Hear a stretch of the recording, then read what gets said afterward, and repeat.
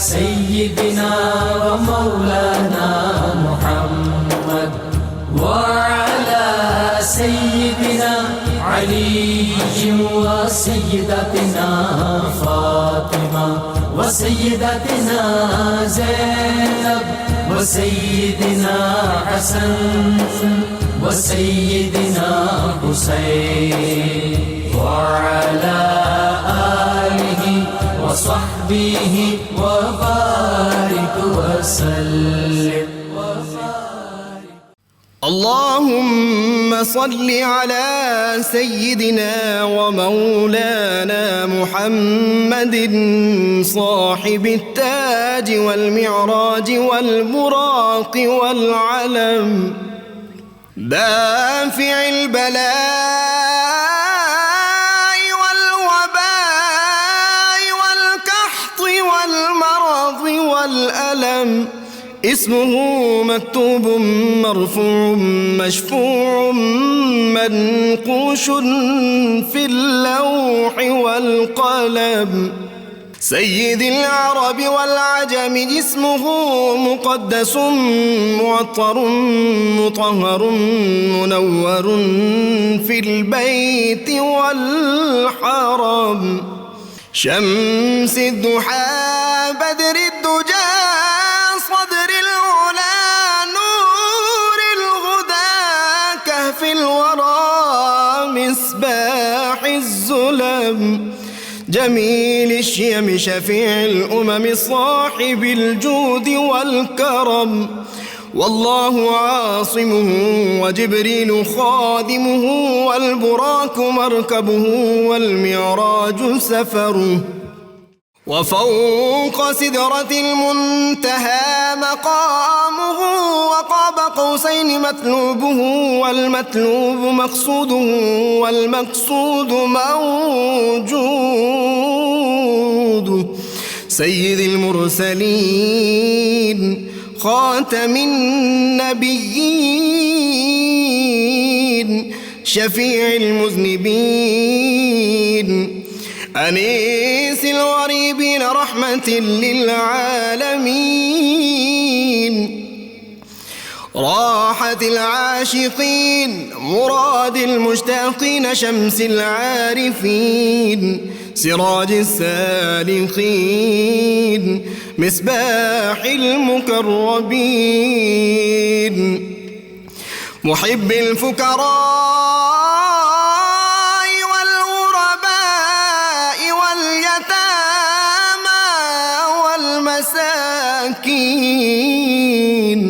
سيد الثقلين نبي الحرمين إمام القبلتين وسيلتنا في الدارين صاحب قاب قوسين محبوب رب المشرقين ورب المغربين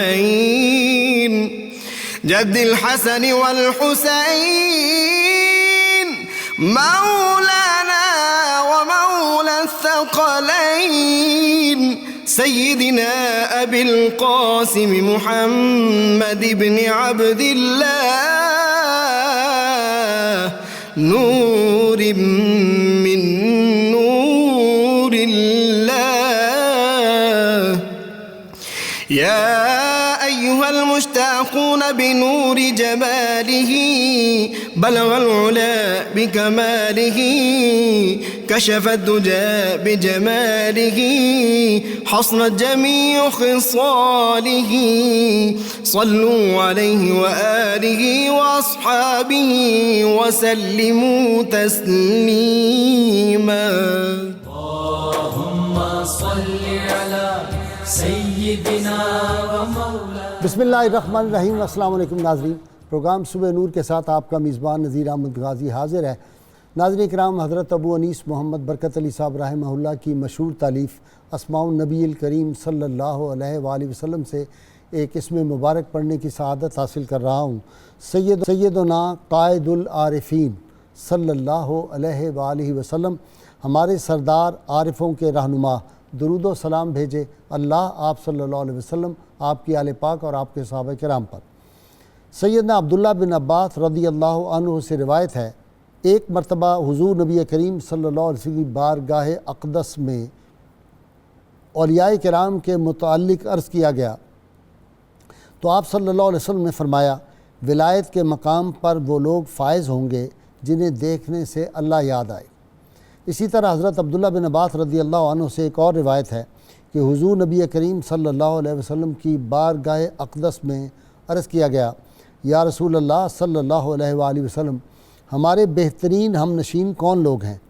تو آپ صلی اللہ علیہ وسلم نے فرمایا ایسا ہم نشین جس کا دیکھنا تمہیں اللہ کی یاد دلائے، جس کی گفتگو تمہارے علم میں اضافہ کرے اور جس کا عمل تمہیں آخرت کی یاد دلائے، وہ تمہارا بہترین ہم نشین ہے۔ ناظرین کرام، ساری حمدیں ساری ثنائیں اس رب ذوالجلال کے لیے جس کے سوا کوئی وحدہ لا شریک نہیں، جو ساری کائناتوں کا، ساری مخلوقات کا خالق ہے، مالک ہے، رازق ہے، اور ساری درود و سلام سارے اس ذات پاک پر، اس نبی محتشم صلی اللہ علیہ وسلم کی ذات پاک پر جن کو اللہ کریم نے رحمت للعالمین بنا کر مبعوث فرمایا تھا۔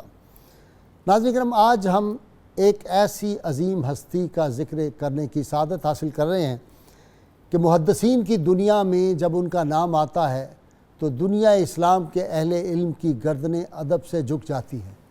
مجید امجد نے کہا تھا کہ جن کے خون سے نکھر رہی ہیں یہ سرسبز ہمیشگیاں، صادق جذبوں طیب رزقوں والے تھے۔ ایسی ہستی پاک جن کو اللہ کے فضل و کرم سے، جنہوں نے ایک کتاب جو تھی انہوں نے تالیف کی، انہوں نے احادیث کی ایک ایسی کتاب تالیف کی، احادیث رسول کو جمع کیا، جس کے بارے میں کہا جاتا ہے کہ قرآن حکیم کے بعد سب سے اتھینٹک کتاب جو ہے وہ بخاری شریف کو سمجھا جاتا ہے۔ یہ وہ عظیم ہستی تھی جن کو اللہ تعالیٰ نے کمال کا حافظہ عطا فرمایا تھا، 1,00,000 سے زیادہ احادیث ان کو زبانی یاد تھی، اور پھر ان کو اللہ تعالیٰ نے خاص کرم فرمایا تھا۔ وہ رب کا حسن انتظام ہوتا ہے کہ بچپن سے کسی بیماری کی وجہ سے نابینا ہو گئے تھے، اور والدہ رو رو کے اللہ کی بارگاہ میں عرض کرتی رہیں کہ اللہ میرے بیٹے کو بینا کر دے، اور اللہ کریم نے ان کی دعا اس طرح قبول فرمائی کہ ان کی والدہ کو خواب میں سیدنا ابراہیم علیہ السلام نے بشارت دی کہ اللہ کریم نے تمہاری دعا قبول کر لی۔ جب صبح کو اٹھی تو ان کی بینائی واپس آ چکی تھی۔ ناظرین کرام، یہ وہ ہستی تھی، ساری زندگی ایک بات ان کی جو شخصیت میں نظر آتی ہے، بہت کم سننے اور پڑھنے میں بھی آتی ہے، کہ ساری زندگی انہوں نے کسی کی غیبت نہیں کی، اور فرماتے تھے کہ اللہ تعالیٰ قیامت کے روز مجھ سے غیبت کا حساب نہیں لے گا، چونکہ میں نے کسی کی غیبت کی ہی نہیں۔ اور پھر اتنی سادہ زندگی گزاری باوجود اس کے کہ آپ کا بہت بڑا کاروبار تھا، متمول تھے بہت زیادہ، لاکھوں درہم و دینار جو تھے وہ طلباء پر خرچ کرتے تھے، جو طلباء ان سے حدیث پاک کا علم حاصل کرتے تھے۔ اور خودداری کا یہ عالم تھا کہ بادشاہ وقت بلاتا ہے کہ آپ آ کے میرے دربار میں مجھے حدیث کا درس دے دیں، تو آپ انکار فرماتے ہیں۔ پھر وہ کہتا ہے میرے شہزادے آئیں گے، وہ آپ کے درس میں آئیں گے، لیکن ان کو ذرا VIP ٹریٹمنٹ دیا جائے، الگ سے ان کو پڑھایا جائے۔ آپ نے فرمایا نہیں، سارے طلباء میں مساوات ہوگی، میں دوسرے طلباء جو ہیں ان کو احساس کمتری میں مبتلا نہیں کرنا چاہتا۔ یہ خودداری تھی، بادشاہوں کے سامنے بھی ڈٹ گئے۔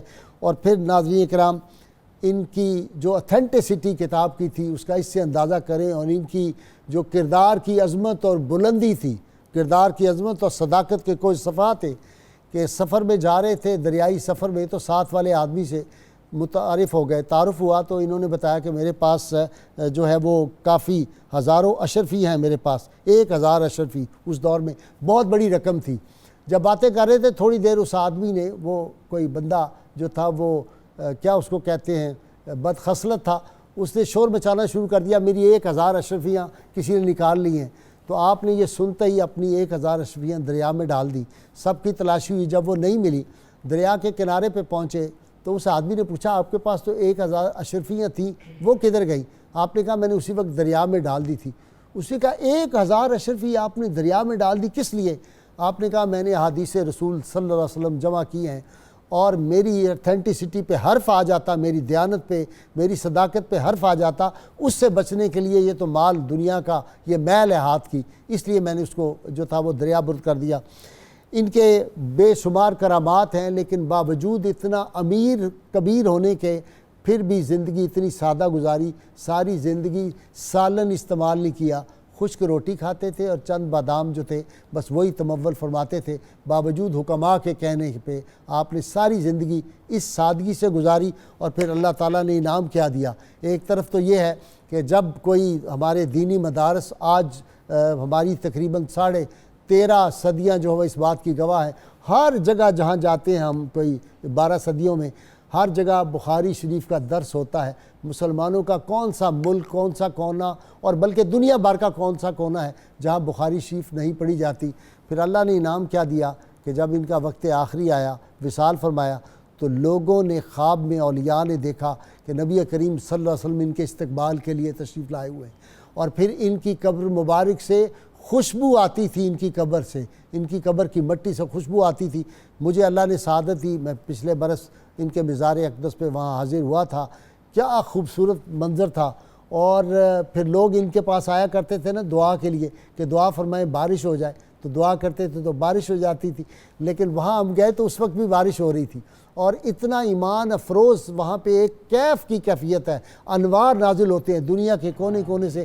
کلمہ گوئی نہیں، غیر مسلم لوگ بھی وہاں پہ جا کے حاضری دیتے ہیں، اور فن تعمیر کا وہ ایک نمونہ ہے، دنیا کا بہترین پتھر لگا ہوا ہے، اور وہ ایکڑوں میں ان کا مزار پاک جو ہے وہاں پہ وہ ساری بلڈنگ ہم نے دیکھی۔ آج ہم ذکر پاک کر رہے ہیں حضرت امام محمد بن اسماعیل بخاری رحمۃ اللہ علیہ، بخاری شریف کے جو مؤلف ہیں، کی شخصیت، ان کا علم، ان کا علمی مقام، ان کا زہد، ان کا تقوی، ان کا جو تھا خیرات کرنا، اور ان کی سخاوت، اس سب پہ گفتگو کرنے کے لیے میرے ساتھ شریک گفتگو آج علامہ بدر الزمان قادری صاحب، شیخ الحدیث ہے، ان کے ساتھ مفتی سید صابر حسین، کئی کتابوں کے مصنف ہیں، میرے مہمان بنتے رہتے ہیں، اور آپ جانتے ہیں پروفیسر بشارت صدیق اظہروی بھی نوجوان اسکالر ہمارے میرے مہمان بنتے رہتے ہیں، اور آخر میں صوفی نعت خوان سے بہت خوبصورت آواز میں حافظ محمد بابر صاحب سے منقبت بارگاہ جناب امام بخاری رحمۃ اللہ علیہ میں آپ کو سنواؤں گا۔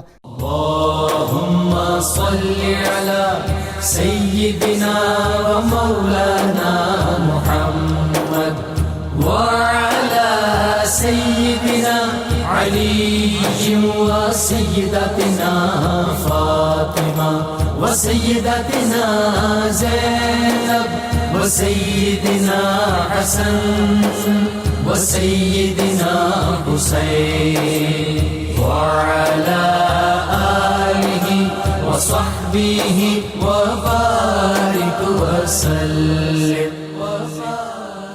اللهم صل على سيدنا ومولانا محمد وعلى سيدنا علي وسيدتنا فاطمة وسيدتنا زينب وسيدنا حسن وسيدنا حسين وعلى آله وصحبه وبارك وسلم۔ جناب علامہ بدر الزمان قادری صاحب، جی علامہ صاحب، بسم اللہ کچھ باتیں میں نے اشارتاً حضرت کی کر دی، اب باقی آپ فرمائیں۔ بسم اللہ الرحمن الرحیم۔ غازی صاحب، رسول اکرم صلی اللہ علیہ وسلم کا ارشاد گرامی ہے، ذکر الصالحین کفارۃ الذنوب، سبحان اللہ، کہ صالحین کا ذکر کرنا گناہوں کا کفارہ ہے۔ ٹھیک، دوسری جگہ آپ نے ارشاد فرمایا تنزل الرحمہ عند ذکر الصالحین، کہ جہاں صالحین کا ذکر ہو وہاں اللہ تعالیٰ کی رحمتوں کا نزول ہوتا ہے۔ ٹھیک، الحمدللہ آج ہم ایک عظیم ہستی کا ذکر کر رہے ہیں، یہاں رب کی رحمتوں کا نزول بھی ہو رہا ہے اور ہمارے گناہوں کا کفارہ جو ہے وہ بھی یقیناً۔ الحمدللہ۔ امام بخاری ابو عبداللہ محمد بن اسماعیل بن ابراہیم بخاری رحمۃ اللہ تعالیٰ علیہ ایک عظیم شخصیت، جیسا کہ آپ نے ارشاد فرمایا کہ قرآن کریم کے بعد سب سے صحیح کتاب جو ہے، اصح الکتب جو ہے اللہ کی کتاب کے بعد، وہ بخاری شریف ہے، الجامع صحیح۔ امام بخاری رحمۃ اللہ تعالیٰ علیہ جب بچپن میں چھوٹے تھے تو آنکھوں کی بینائی جاتی رہی۔ ٹھیک، آپ یہ دیکھیے کہ آپ کی بینائی کے سبب آپ کی والدہ دن رات روتی تھیں، گریہ فرماتی تھیں۔ خواب میں ابراہیم خلیل اللہ علیہ السلام تشریف لائے اور فرمایا کہ اللہ نے آپ کے بیٹے کی آنکھوں کی بینائی لوٹا دی ہے، اور اس کے علاوہ صاحب اصل بات جو نکلتی ہے وہ یہ ہے کہ ماں کی دعا جو ہے اس میں کیا تاثیر ہوتی ہے؟ کوئی شک نہیں، اس میں کوئی شک نہیں، اللہ تعالیٰ ماں کی دعا کو رد نہیں فرماتا، اور ماں کا مقام بھی پتہ چلتا ہے، پتہ چلتا ہے، اور ماں کی اولاد کی کہیں بھی کوئی شفقت اور محبت انسان کو کتنا، ماں کو کتنا مضطرب اور بے قرار کر دیتی ہے، اس سے بھی اندازہ ہوتا ہے کہ بیٹے کی بینائی جاتی رہی اور ماں گریا کرتے کرتے بالآخر اللہ کی بارگاہ سے بینائی واپس لے آئی۔ واہ واہ واہ، تو یہ واہ واہ، چیز بڑی قابل غور ہے، اور اللہ تعالیٰ نے جب جن ہستیوں سے کام لینا ہوتا ہے ان کو بصارت بھی عطا فرماتی ہے اور بصیرت بھی عطا فرماتی ہے۔ سبحان اللہ۔ اللہ نے نہ صرف امام بخاری کی بصارت لوٹائی بلکہ بصیرت جو ہے وہ وافر مقدار میں عطا فرما دی، اور بچپن 10 سال کی عمر ہے آپ کی، اور 10 سال کی عمر میں آپ نے حفظ حدیث کا سلسلہ شروع فرما دیا، 10 سال کی عمر میں۔ اور آپ دیکھیں کہ استاد صاحب کے پاس بیٹھے ہیں، استاد صاحب نے حدیث پڑھی اور اسناد کے اندر کہیں کوئی غلطی ہوئی تو فوراً بولے کہ استاد جی یہاں یہ معاملہ ہے، اس سند میں آپ نے ایک نام جو ہے درست نہیں لیا، آپ غصے میں آ گئے، ایک نام چھوڑ دیا اور آپ غصے میں آ گئے، فرمایا گھر جا کے اصل کو دیکھیے گا۔ استاد صاحب جب گھر تشریف لے گئے، جا کے دیکھا تو واقعتاً جو کچھ کہا امام بخاری رحمۃ اللہ تعالیٰ علیہ نے ویسا ہی تھا، فرمایا محمد بن اسماعیل جو آپ نے کہا الحمدللہ ویسا ہی تھا، آپ نے درست کہا۔ اور اس کے بعد دیکھیے کہ آپ نے انتہائی چھوٹی عمر میں ابن مبارک اور امام وقی کی احادیث کی کتب کو زبانی یاد کر لیا، سبحان اللہ، اور 18 سال کی عمر میں آپ نے جو ہے وہ اپنا کتاب تحریر کر دی۔ اور امام اسحاق بن راہویہ فرماتے ہیں کہ یقین نہیں آتا کہ اتنی چھوٹی عمر میں کہ بچہ اتنی اعلیٰ تصنیف کر سکتا ہے۔ مفتی صابر صاحب احادیث کتنی انہوں نے ٹوٹل جمع کی؟ بسم اللہ الرحمن الرحیم۔ احادیث کی طرف آنے سے پہلے میں امام بخاری رحمۃ اللہ تعالیٰ علیہ کے حوالے سے مزید کچھ باتیں ان کی سیرت کے حوالے سے میں عرض کرنا چاہوں گا کہ امیر المومنین فی الحدیث کا انہیں لقب دیا گیا، ٹھیک، اور اپنے زمانے کے بڑے مفسرین محدثین نے ان کے بارے میں اور یہ فرمایا اور انہیں خراج تحسین پیش کیا کہ ہوا آیت من آیات اللہ یمشی علی ظہر الارض، سبحان اللہ، زمین پر جو ہے اللہ تعالیٰ کی عظیم ترین نشانیوں میں سے ایک نشانی ہے۔ واہ واہ واہ، اور حدیث مبارک جو نبی کریم صلی اللہ تعالیٰ علیہ وسلم کی بڑی معروف ہے کہ لو کان الدین عند ثریا لذهب رجل من فارس حتى يتناولہ، کہ اگر دین جو ہے ثریا کو بھی پہنچ جائے تو اہل فارس میں سے ایک شخص جو ہے اسے جا پکڑے گا۔ یہ تو امام اعظم رحمۃ اللہ میں عرض کرتا ہوں، تو علماء محدثین فرماتے ہیں کہ اس کے پہلے مصداق تو امام اعظم ابو حنیفہ رحمۃ اللہ تعالیٰ علیہ ہیں، اور دوسرے مصداق جو ہیں امام بخاری رحمۃ اللہ تعالیٰ علیہ ہیں، کیونکہ امام اعظم ابو حنیفہ رحمۃ اللہ علیہ کا زمانے مبارک پہلے ہے۔ اسی طرح 150 میں ان کا ہجری میں ہوا ہے، ان کا وصال ہوا تھا امام اعظم اسی طرح قرآن مجید 90 میں ان کی پیدائش ہے، جی 90 میں قرآن میں اپنی مجید یادداشت ٹھیک کر رہا ہوں، جی ٹھیک ہے۔ خدا کا، تو قرآن مجید کے جو آیت کریمہ ہیں سورۃ الجمعہ میں 80 نہیں جی 80 کہہ رہے ہیں جی، وآخرین منہم لما یلحقوا بہم، کہ بہت سارے وہ لوگ ہیں کہ جو ان کے بعد آ کر ملیں گے۔ تو علماء مفسرین فرماتے ہیں کہ اس سے مراد جو ہے اہل فارس کے کچھ لوگ ہیں جن میں حضرت امام بخاری رحمۃ اللہ تعالیٰ علیہ بھی شامل ہیں۔ اسی طرح آپ دیکھیں کہ آپ کی جو پیدائش مبارک ہوئی، آپ نے جو زندگی گزاری، اور آپ نے زندگی گزارنے کے بعد جو رحلت فرمائی، اسے ایک اپنے زمانے کے ایک فقیہ نے ایک جملے میں جو ہے سمو کے رکھ دیا، فرمایا کہ میلادہ صدق، کہ ان کی پیدائش صدق ہے، اور لفظ صدق کے اندر 194 عدد جو ہے پوشیدہ ہے، تو یہ آپ کی جو ہے پیدائش کا سال ہے۔ اور فرمایا کہ عاش حمیدن، اور انہوں نے انتہائی قابل تعریف زندگی گزاری، اور حمیدن کے اندر جو ہے 62 کا فیگر پوشیدہ ہے جو آپ کی عمر مبارک ہے۔ اور فرمایا کہ وانقضا فی نورن، اور وہ نور میں رہتے ہوئے دنیا سے رخصت ہوئے۔ تو لفظ نور میں جو ہے 256 جو ہے وہ پوشیدہ ہے جو آپ کی تاریخ وفات یا سال وفات ہے۔ تو یہ امام بخاری رحمۃ اللہ علیہ کا جو ہے ان کی شان ہے، ان کی عظمت ہے کہ اپنے زمانے کے بڑے بڑے مفسرین نے، محدثین نے ان کی زندگی پر اس اعتبار سے بھی کام کیا۔ مفتی صاحب اگر امام مسلم جیسی شخصیت کہے کہ آپ شہنشاہ حدیث ہیں اور مجھے اجازت دیں کہ میں آپ کے قدم کو بوسہ دے لوں، اور انہوں نے کہا نہیں قدم کو بوسے کی اجازت نہیں، تو پھر پیشانی پکڑ کے چوم لی. اب اس سے زیادہ اتھینٹسٹی یا علمی عظمت کیا ہوگی؟ ہم اگر ان کے حافظہ کو دیکھتے ہیں، زہد و ورع تو اپنی جگہ، ان کا حافظہ بھی انتہائی جو ہے بہت ہی زیادہ تھا. آپ اس کا اندازہ اس طرح لگا سکتے ہیں کہ 6 لاکھ احادیث مبارکہ نبی کریم صلی اللہ تعالیٰ علیہ وسلم کی انہیں یاد تھی. ان میں سے آپ نے جو ہے کم و بیش 7,000 احادیث مبارکہ کو نکالا جو ان کے معیار پر پورا اتر رہی تھی، اور صحیح بخاری کے اندر انہوں نے جمع کیا.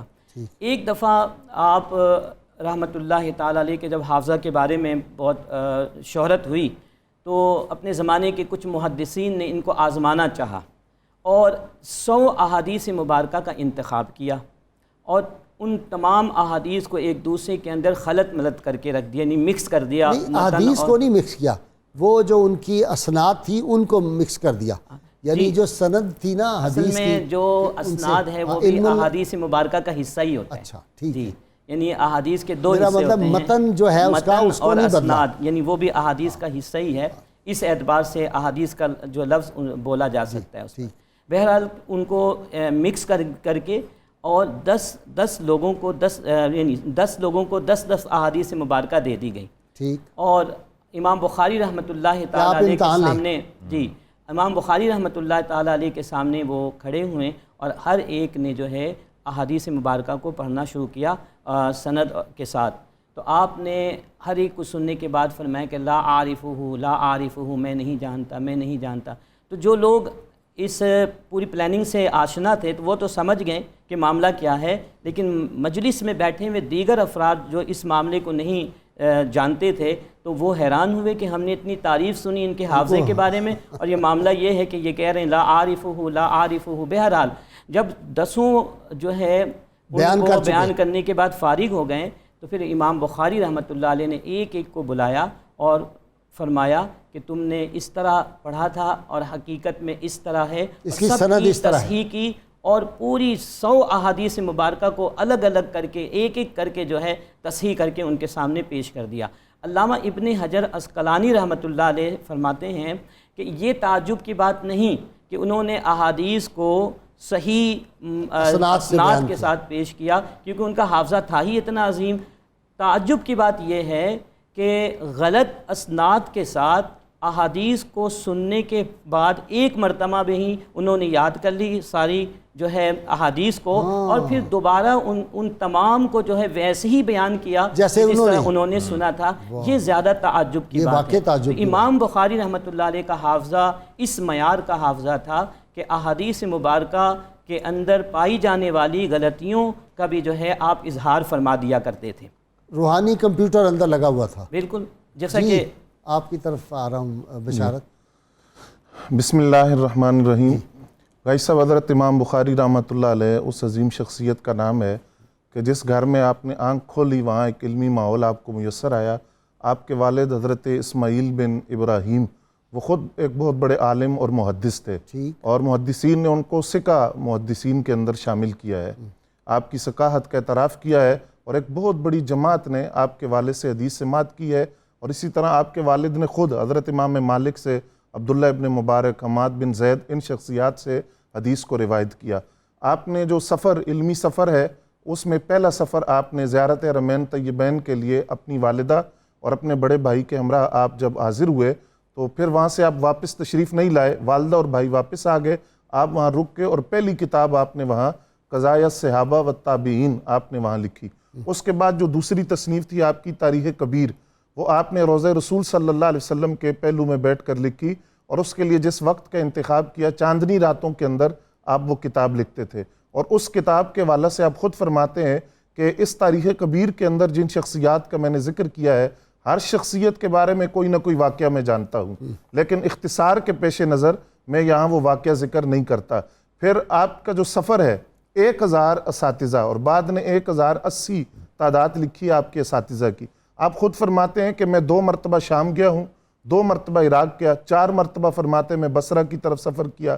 پھر فرماتے ہیں کہ 6 سال میں حرمین طیبین میں رہا، اور اس کے علاوہ فرماتے ہیں کہ بغداد کی طرف اور دوسرے علاقوں میں کثرت کے ساتھ گیا. آپ کا جو اصول تھا روایت لینے کا وہ یہ تھا کہ آپ اپنے مقام و مرتبہ کے حوالے سے اپنے سے کم اور اپنے سے بلند ہر ایک سے روایت لیتے تھے، اور آپ نے اصول یہ خود بیان کیا کہ کوئی شخص اس وقت تک کامل محدث نہیں ہو سکتا جب تک کہ وہ اپنے مساوی، اپنے کمتر یا اپنے برتر سے حدیث روایت نہیں کرتا۔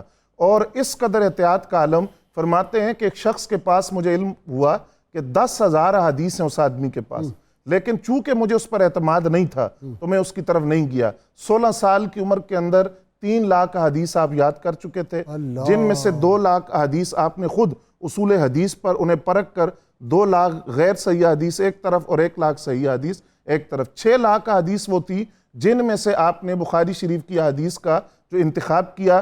بخاری شریف کے اندر جو تکرار کے ساتھ حدیث ہیں وہ 7,397 ہیں، اور ویسے جب حدیث کو دیکھا جائے تو وہ 2,610 وہ تعداد ہے حدیث کی جو بخاری شریف میں تکرار اگر نکال دی جائے، جی تکرار کو اگر نکال دیا جائے۔ پھر آپ نے بخاری شریف لکھی کس طرح کہ جب آپ تک کوئی حدیث پہنچتی تھی تو آپ 2 رکعت نفل پڑھنے کے بعد استخارہ کرتے تھے کہ اس کو اصول حدیث پر پرکھتے تھے، اگر وہ صحیح روایت ہوتی تو پھر اس کو آپ لکھتے تھے، پھر اس کو مختلف شخصیات پر آپ نے پیش کیا۔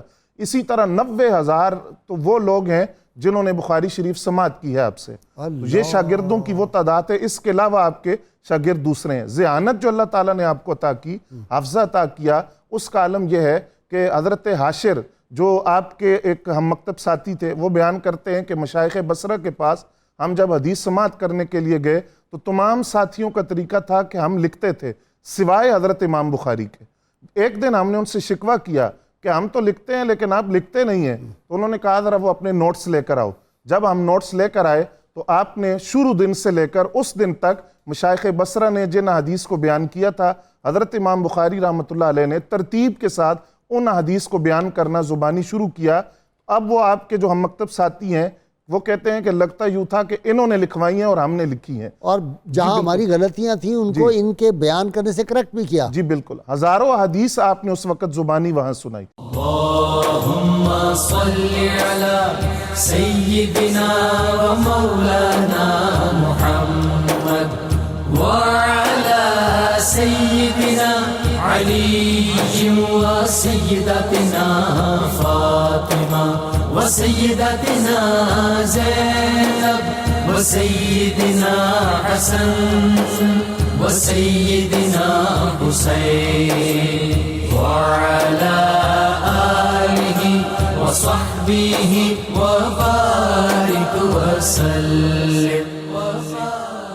اللہم صلی علی سیدنا و مولانا محمد وعلی سیدنا علی و سیدتنا فاطمہ و سیدتنا زینب و سیدنا حسن و سیدنا حسین وعلی آلہ وصحبہ وبارک وسلم۔ اللہم صلی علی سیدنا ویلکم بیک ناظرین کرام۔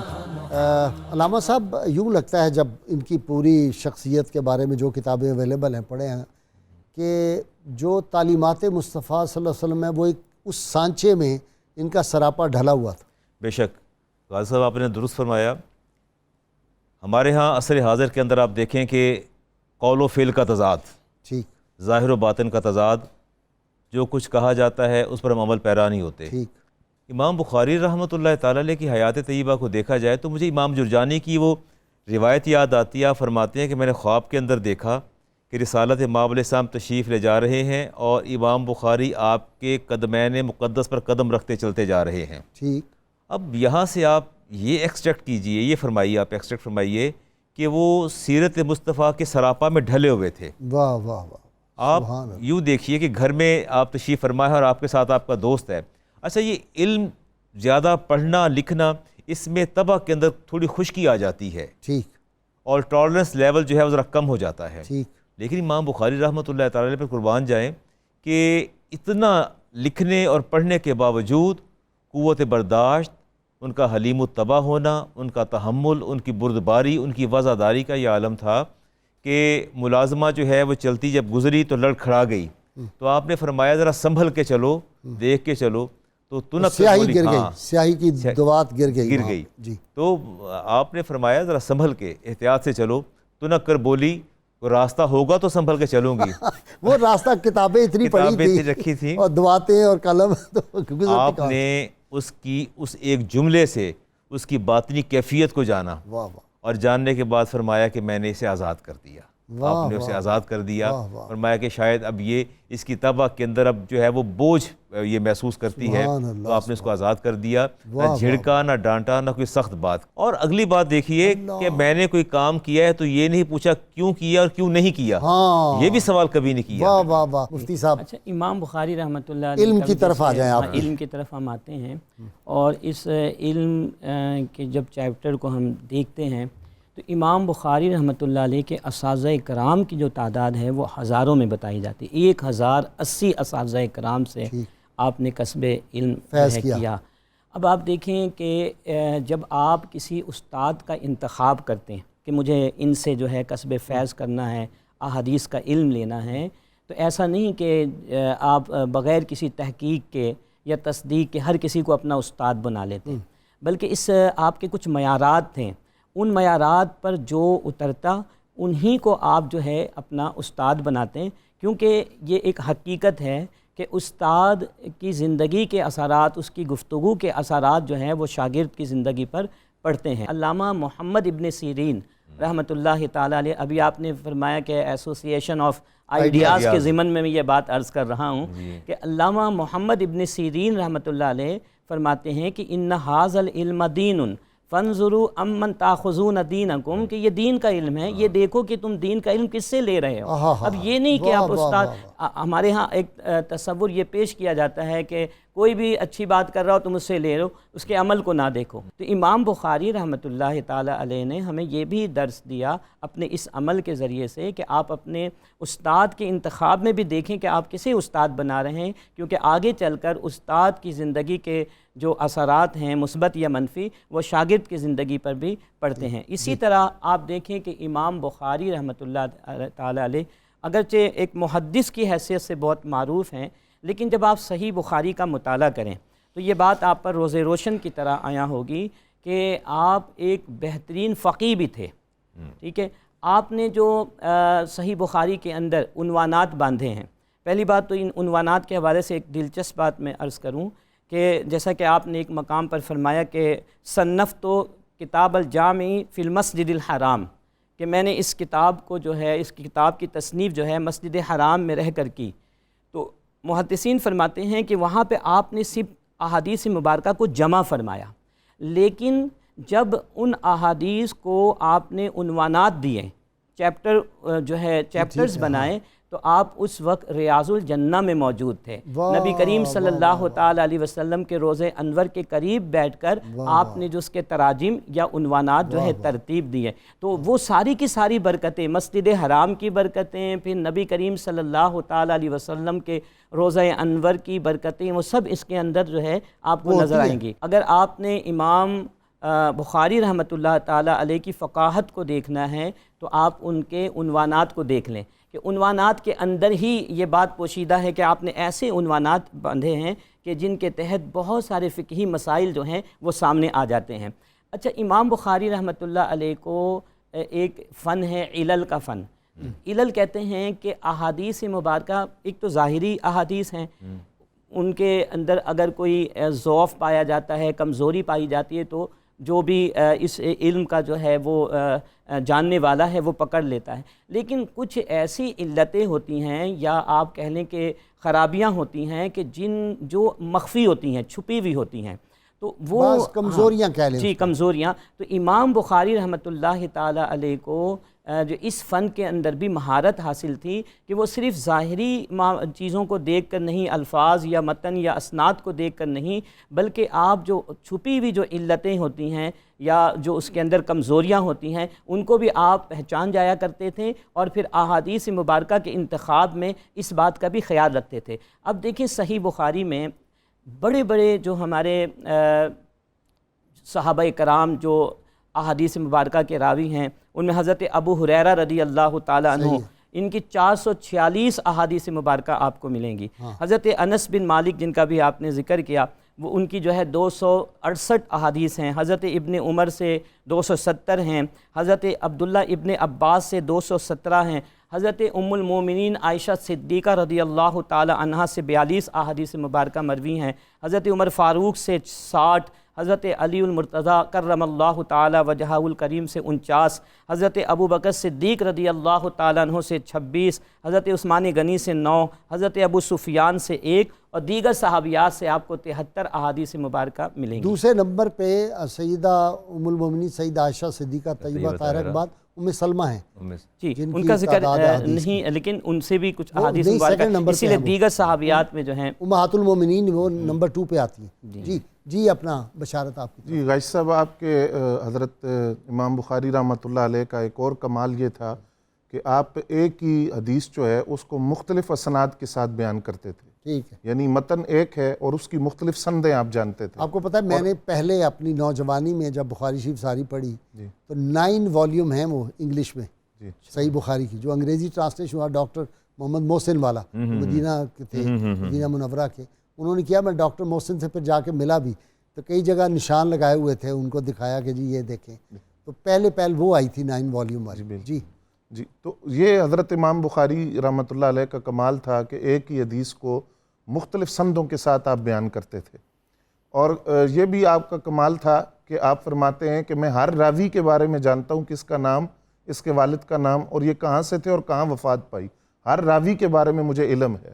پھر یہ آپ کا ایک اور خاصیت یہ تھی کہ جب آپ بصرہ آئے تو بصرہ کی جامع مسجد کے اندر اعلان ہوا کہ ایک نوجوان آیا ہے، جو شخص حدیث حاصل کرنا چاہتے ہیں تو وہ اس نوجوان سے ملاقات کریں.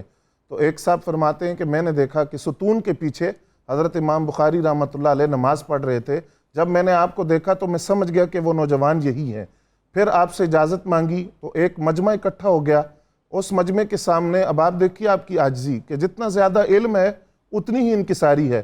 آپ نے فرمایا کہ میں تو نوجوان ہوں اور میں اس شہر کے اندر بیٹھا ہوں جس کے بڑے بزرگوں اور مشائخ نے حدیث کو روایت کیا ہے. تو ادب کا تقاضا یہ ہے کہ میں یہاں صرف وہ حدیث بیان کروں گا جو بصرہ کے مشائخ نے جس کو روایت کیا ہے، اور جو بصرہ کے مشائخ جس کے راوی ہیں میں صرف وہ حدیث یہاں بیان کروں گا. لیکن ساتھ یہ بات بھی کہی کہ وہ روایات بیان کروں گا جو تم نے پہلے کبھی نہیں سنی ہوں گی. پھر امام بخاری رحمۃ اللہ علیہ نے بصرہ کے مشائخ کی ان روایات کو بیان کیا. جب آپ کا امتحان لیا گیا جیسا مفتی صاحب نے فرمایا تو 400 محدثین اکٹھے ہوئے. بصرہ کے جو محدثین تھے ان کی روایات کی عراق کے محدثین کی سند کے ساتھ اور عراق کے محدثین کی روایت کو بصرہ کے محدثین کی سند کے ساتھ اس کو خلط ملط کر کے وہ روایات آپ کے سامنے پیش کی. تو آپ نے ہر متن کو اس کی اصل سند کے سامنے رکھ کر ان محدثین کے سامنے پیش کیا. پھر غازی صاحب یہ بھی حقیقت ہے جس طرح استاد صاحب نے فرمایا کہ جس طرح حضرت امام بخاری رحمۃ اللہ علیہ کا ایک علمی مقام ہے، اخلاقی حوالے سے بھی ایک پورا باب ہے آپ کی شخصیت پر. عاجزی انکساری کا عالم یہ ہے کہ مال خدا نے بڑا دیا ہے، لیکن اس مال نے آپ کی ذات کے اندر کوئی تکبر اور فخر کی بات ذرا برابر بھی لوگوں نے نہیں دیکھی. جن لوگوں کو کبھی ادھار دیتے تھے نا قرض وغیرہ، اگر وہ دیکھیں نا کہ غریب ہیں یا نہیں دے سکتے تو معاف کر دیتے. معاف کر دیتے. یہ دیکھیں کتنی بڑی بات ہے. اللهم صل على سيدنا ومولانا محمد وعلى سيدنا علي وسيدتنا فاطمة وسيدتنا زينب وسيدنا حسن وسيدنا حسين وعلى آله وصحبه وبارك وسلم. اللهم صل على سيدنا ومولانا محمد وعلى سيدنا علي وسيدتنا فاطمة وسيدتنا زينب وسيدنا حسن وسيدنا حسين وعلى آله وصحبه وبارك وسلم.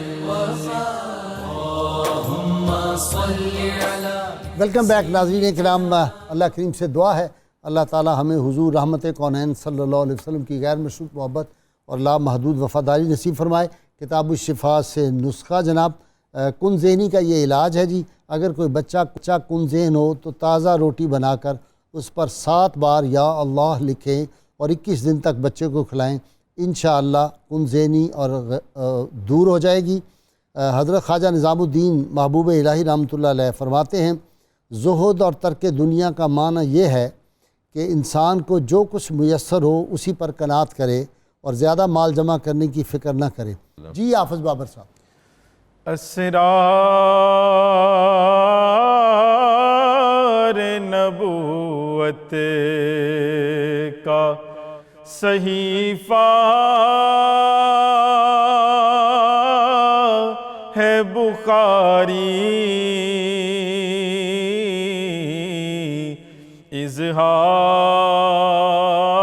اظہار رسالت کا حدیقہ ہے بخاری.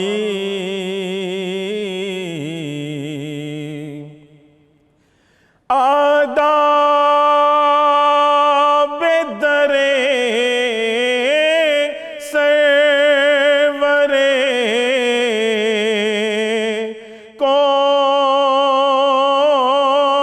کونین سکھائے. تعلیم محبت کا جریدہ ہے بخاری. تعلیم محبت کا جریدہ ہے بخاری.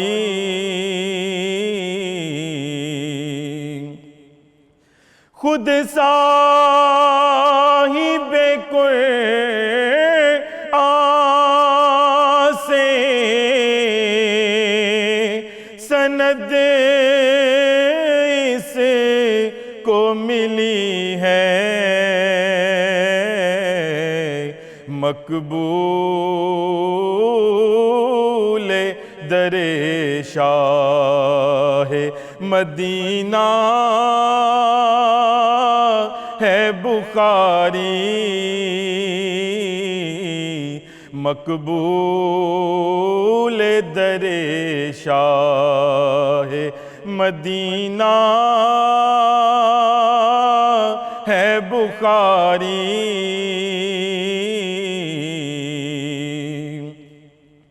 ہر لفظ ہے ناموس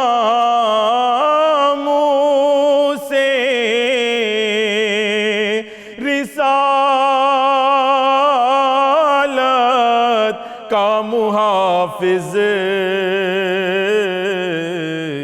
سرکار کی عظمت کا قصیدہ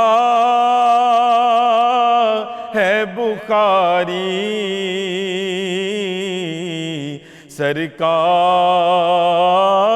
کی عظمت کا قصیدہ ہے بخاری. اسرار نبوت کا صحیفہ ہے بخاری. اللهم صل على سيدنا ومولانا محمد وعلى سيدنا علي وسيدتنا فاطمة وسيدتنا زينب وسيدنا حسن وسيدنا حسين وعلى آله وصحبه وبارك وسلم.